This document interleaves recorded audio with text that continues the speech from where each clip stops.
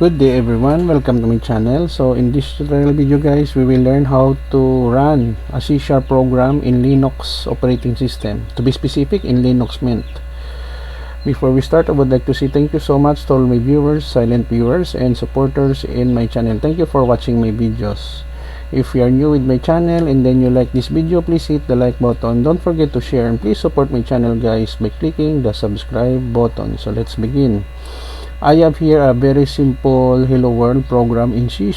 Now, in order for us now to run a C# program in Linux, in this example, I'm using Linux Mint. We go to terminal window. In the terminal window, let us check our directory by issuing command ls cd change directory YouTube, press enter key, ls cd average. Okay, so ls, we have here the hello.cs. Now the first thing that we'll do is to compile msc for mono hello.cs, mcs hello.cs. When I display, it will create ang hello.exe.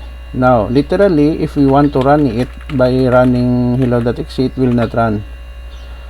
Command not found. Now, to run, issue mono space hello and the extension exe. So that's it. It's running already hello world. Okay guys, so this is the end of our short tutorial video on how to run C# program in Linux operating system. Thank you so much guys for watching. Don't forget to like, share, and please support my channel guys by clicking the subscribe button. See you in the next video tutorial guys. This is your friend Jake saying bye bye for now.